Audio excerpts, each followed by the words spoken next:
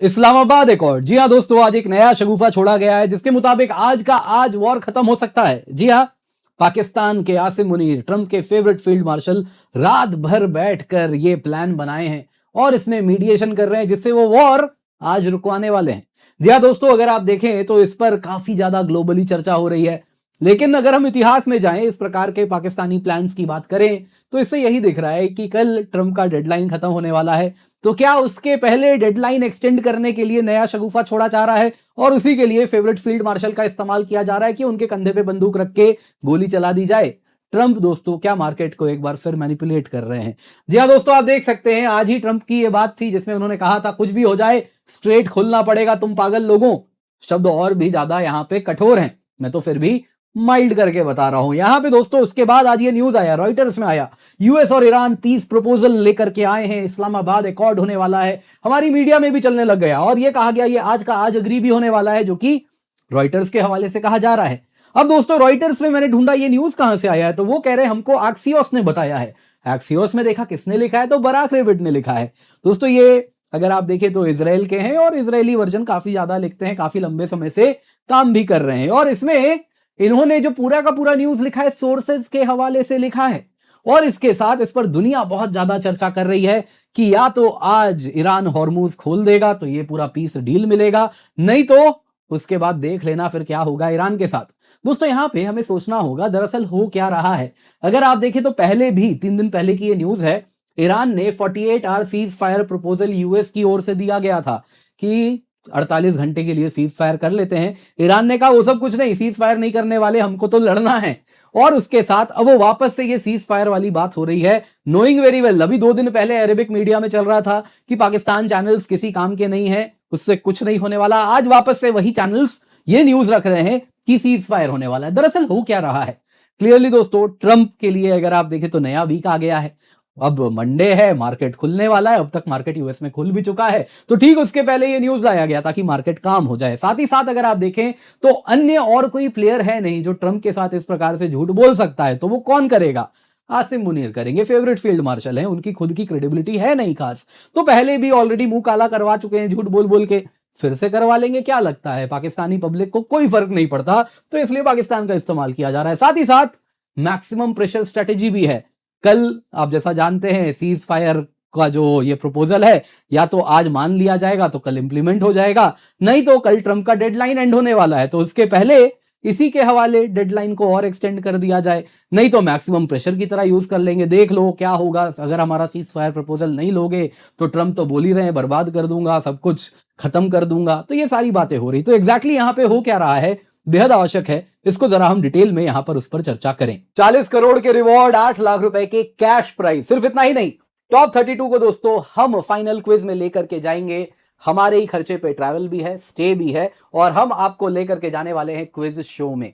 दोस्तों ये सब आप हिस्सा बन सकते हैं केवल और केवल ये जो क्यूआर कोड आपको दिख रहा है इसको स्कैन करना है, पिन कमेंट पे लिंक है उसके भी द्वारा आप उसे क्लिक करके एनरोल कर सकते हैं इस 11 अप्रैल को होने वाले Unacademy civil services championship plus में। दोस्तों इस बार का यूसीएससी बिल्कुल अलग है, सिर्फ प्राइस पूल इतना बड़ा, सिर्फ वही अंतर नहीं है। इस बार दोस्तों आपके लिए हम लेकर के आए हैं टीम इवेंट। जी हाँ, सबसे पहले दोस्तों ये 3 स्टेज में है। स्टेज 1 जो कि 11 अप्रैल को होगा, जो कि आप इस दिए गए क्यूआर कोड से जुड़ सकते हैं। उसके बाद दोस्तों ये नेशन वाइड क्वालिफायर है, टॉप 500 रैंकर्स को अमेजन गिफ्ट वाउचर्स मिलेगा।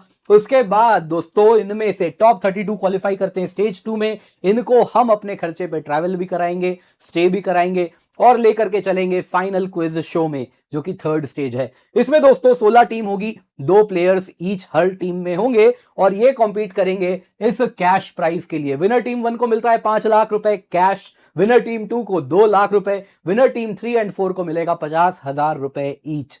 दोस्तों बेहद आकर्षक प्राइस हैं, आप इसे मिस नहीं कर सकते। दोस्तों आपको कैसे क्वालिफाई करना है, तो स्टेज 1 यानी कि 11 अप्रैल को जो हम यूसीएससी करा रहे हैं उसमें आपको एनरोल करना है, क्यूआर कोड दे दिया है, जल्दी से जाइए स्कैन कीजिए। आप सभी स्कैन कर सकते हैं, हमारे जितने भी दर्शक हैं नो बार आप सब स्कैन करें, इसका हिस्सा बने। दोस्तों बात हो रही है यहां पे इस्लामाबाद एकॉर्ड की। ये पाकिस्तान ब्रोकर डिप्लोमेटिक फ्रेमवर्क है जिसके द्वारा पाकिस्तान कह रहा है favourite field marshal US Iran का वॉर रुकवा देगा।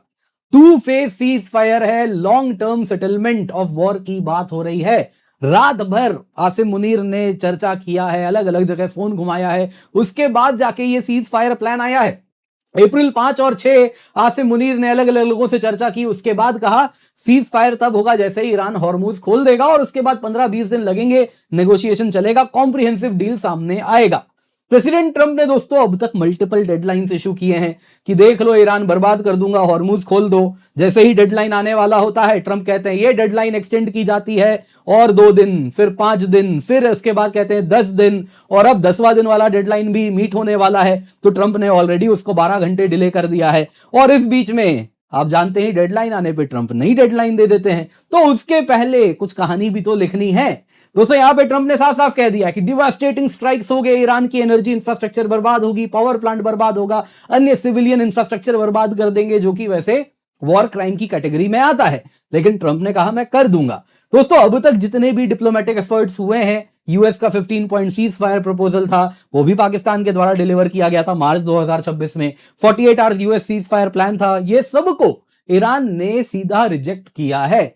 अब सवाल ये पूछा जा रहा है, यहां तो ट्रंप भी कह रहे हैं हॉर्मुज खोल दो और वॉर रोकेंगे, कुछ करेंगे, तो इसमें पाकिस्तान क्या कर रहा है? यहां पे दोस्तों बेहद आवश्यक है जरा हम जाने सीज फायर के डिटेल्स क्या हैं।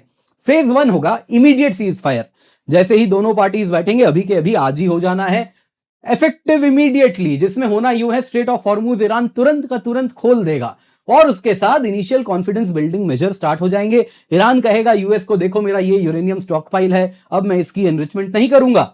यूएस और गारंटी भी लेगा, कहेगा कि देखो ये पॉज जो तुमने हॉर्मुज को खोल के किया है ये टेम्पररी नहीं होना चाहिए, परमानेंट होना चाहिए। और इस पूरे प्रपोजल में पाकिस्तान लीड प्रपोजर है, आर्मी चीफ आसिम मुनीर ने इसको ऑल नाइट डिप्लोमेसी की है यूएस के साथ, उसके बाद इसको अंजाम दिया है। वैसे ही अगर आप देखें तो यूएस की तरफ से स्टीव विटकॉफ है, जेडी वॉन्स की भी नाम लिया जा रहा है, और ईरान की तरफ से अब्बास अरागाची हैं। इंटायर न्यूज सोर्स बेस्ड है, ना ईरान ने अब तक कुछ कहा है और ना ही यूएस पाकिस्तान ने, हालांकि यूएस पाकिस्तान से क्या आता है उस पर ज्यादा भरोसा रह नहीं गया है। वैसे यहां पे फिर फेज 2 होना है। Phase 2 comprehensive long term settlement है, ईरान हॉर्मुज को खोल देगा, उसके बाद 15-20 दिन तक नेगोशिएटिंग विंडो चलेगी, कुछ सोर्सेस कह रहे 45 दिन भी चल सकता है। कोर टर्म्स यही होने वाले हैं। ईरान कहेगा मैं आगे कभी न्यूक्लियर वेपन नहीं बनाऊंगा, बदले में उसे सैंक्शन रिलीफ मिलेगा, उसके फ्रोजन एसेट्स जो भी हैं यूएस के मार्केट में, यूरोप में, वो सब रिलीज कर दिए जाएंगे, और साथ साथ यूएस इजराइल कहेगा कि मैं दोबारा कभी तुम पे हमला नहीं करूंगा। स्ट्रेट ऑफ हॉर्मुज कैसे रन होगा? तो रीजनल फ्रेमवर्क होगा, जैसा ट्रंप कहते थे ना आई एंड अयतुल्ला विल रन इट टुगेदर, तो कुछ वैसा रीजनल फ्रेमवर्क बनाएंगे। फाइनली क्या होगा? इस्लामाबाद में यूएस और ईरान के पार्टीज दोनों आएंगे, बैठेंगे और वहां पे मेमोरेंडम ऑफ अंडरस्टैंडिंग साइन की जाएगी। नेगोशिएशंस अगर आप देखें तो ऐसा कहा जा रहा है एज पर दी एक्सियोस, जहां से ये न्यूज आया है, पाकिस्तानी, इजिप्शियन और टर्किश मीडिएटर्स कर रहे हैं और ये सब टेक्स्ट मैसेज भेज रहे हैं ट्रंप के एनवॉय स्टीव विटकॉफ को और ईरान के फॉरेन मिनिस्टर अब्बास अरागाची को। कौन क्या कह रहा है बस इतना ही मालूम है, ये सब टेक्स्ट मैसेज भेज रहे हैं। अब दोस्तों यहां पे ईरान यूएस टॉक्स क्या होगा कि पहले तो ईरान हॉर्मुज खोल देगा, फिर 45 दिन तक यूएस के साथ टॉक्स करेगा। अब कमाल की बात यहां पे ये है, ईरान यूएस टॉक्स तो पिछले 2 साल में 2 बार हो चुके हैं और जब जब हुआ है उसके बाद यूएस ने ईरान पे हमला किया है, तो क्या ईरान वापस वही गलती करेगा?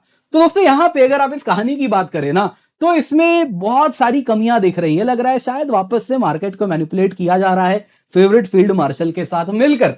दोस्तों यहां पे सबसे पहले तो ये पूरा का पूरा रिपोर्ट एनोनिमस सोर्सेज के हवाले चलाया जा रहा है। रॉयटर्स में लिखा गया, इस वजह से ग्लोबली मीडिया भी पिक करने लगी और ऐसा लगता है कोई ब्रेक थ्रू हो गया है ना, बहुत बड़ी चीज होने वाली है। लेकिन बहुत सारे इसमें रेड फ्लैग्स हैं। सबसे पहले एनोनिमस सिंगल सोर्स्ड लीक है, किसी ऑफिशियल ने अब तक इस पर कुछ नहीं कहा है जब तक मैं ये वीडियो बना रहा हूं। ईरान ने ऑलरेडी कहा है कि वो कोई भी temporary peace deal, temporary ceasefire accept नहीं करने वाला है, तो यहां पे कैसे करेगा? साथ ही साथ परफेक्ट टाइमिंग है। ऑयल प्राइस वोलेटिलिटी आप देख सकते हैं, इस हॉर्मुज के बंद होने से ऑलरेडी ब्रेंट इस वक्त 111 पार किया, डब्ल्यूटीआई अगर आप देखें तो 115 पार किया। हालांकि उसके बाद जब से ये न्यूज आया है ये कम होने लगे, एग्जैक्टली वही चीज जो यूएस चाहता है, ऑयल प्राइसेस को कंट्रोल में रखना। तो क्या ये उसी वजह से न्यूज डाला गया है? तीसरा दोस्तों, ट्रेडर्स और मीडिया, उनको वोलेटिलिटी पसंद है। अगर आप बात करें मीडिया की तो उनको क्लिक मिलता है, एल्गोरिथम एम्पलीफाई करते हैं, ब्रेकिंग पीस डील, इस प्रकार के हेडलाइंस। वहीं अगर आप ट्रेडर्स की बात करें तो वोलेटिलिटी से वो पैसे बनाते हैं। तो इस वजह से सबकी यहां पे रोटी सिकती है, इस प्रकार का न्यूज आता है। पर सवाल पूछा जा रहा है पाकिस्तान की कैसे इसमें रोटी सिकती है?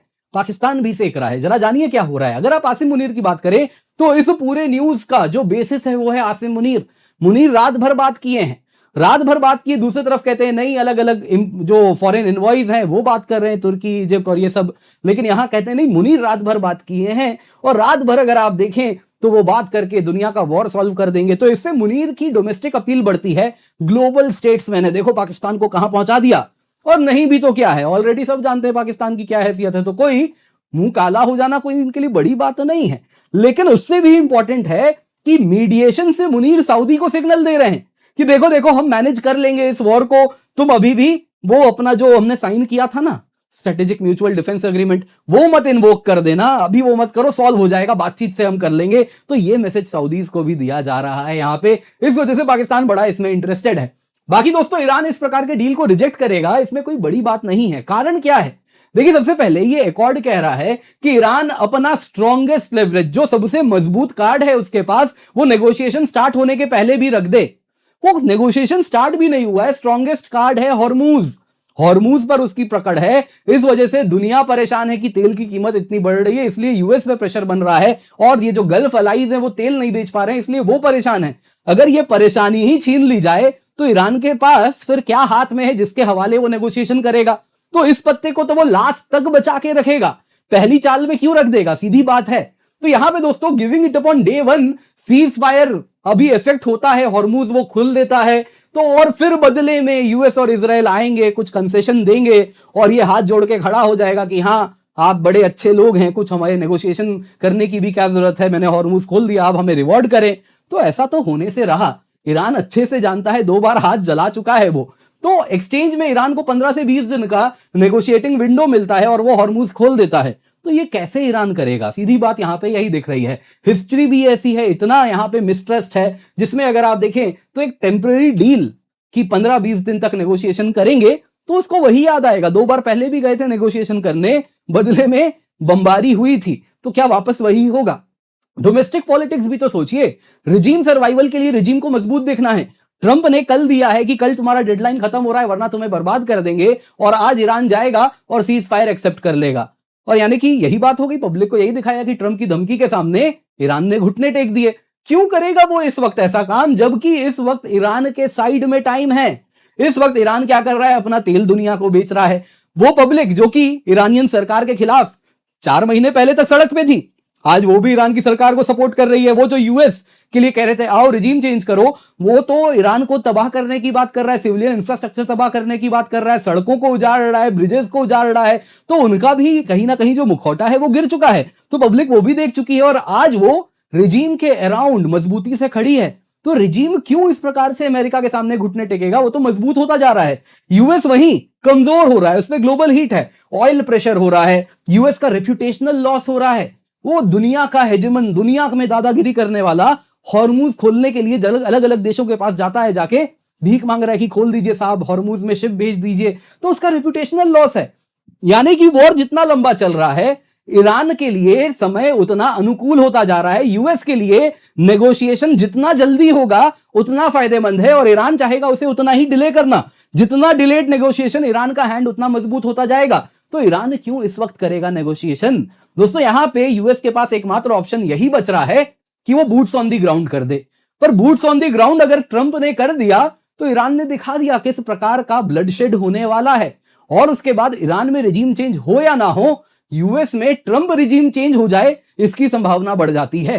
दोस्तों, यहां पे ट्रंप फंस गए हैं, उनके पास ऑफ रैंप ही नहीं है। एक ऑप्शन है कि ईरान को बहुत हार्ड हिट करे, जैसी वो धमकी दे रहे हैं, लेकिन फिर ईरान क्या करेगा? वो गल्फ अलाइज को हार्डर हिट करने वाला है, वो सिविलाइजेशन ही खत्म कर देगा जो अरब वर्ल्ड में है। उनका पानी का सोर्स खत्म कर देगा, ऑयल खत्म कर देगा। जीवन के लिए पानी जरूरी है, पैसे के लिए तेल जरूरी है, दोनों खत्म हो जाएगा। फिर अरबी क्या करेंगे? आप कमेंट में बता ही देंगे वो क्या करेंगे उसके बाद। खैर दोस्तों, दूसरा ऑप्शन क्या है ट्रंप के पास? ग्राउंड इन्वेजन करेगा। यूएस नागरिक खिलाफ है, कह रहे किसका वॉर लड़ रहे हैं, हम क्यों लड़े इजराइल का वॉर, हमारे बच्चे क्यों खून बहाएं। तो ट्रंप के लिए वो भी खतरनाक है। ट्रंप दोस्तों फेस सेवर चाहते हैं इस वक्त, और कुछ भी करके उसे ऑफ रैंप मिले, फेस सेवर मिले, बाद में उसकी पीआर मशीनरी उस पूरे के पूरे फेस सेवर को विक्ट्री में तब्दील कर देगी। लेकिन फिलहाल वो फेस सेवर कैसे मिलेगा, इसके लिए ट्रंप क्या कर रहे हैं? दबाव बना रहे हैं। और दूसरी तरफ से बर्बाद कर दूंगा। दूसरी तरफ से पाकिस्तान से कह रहे हैं कि ये प्रकार का न्यूज चलवा देते हैं, सीज फायर डील तुम दे चुके हो, और इसके बेसिस पे ट्रंप ईरान पे दबाव बनाए कि कुछ ईरान झुक जाए। लेकिन दोस्तों एक्चुअल गेम तो इस वक्त ईरान के लिए समय अनुकूल हो रहा है, यूएस के लिए परिस्थिति विपरीत होती हुई दिख रही है।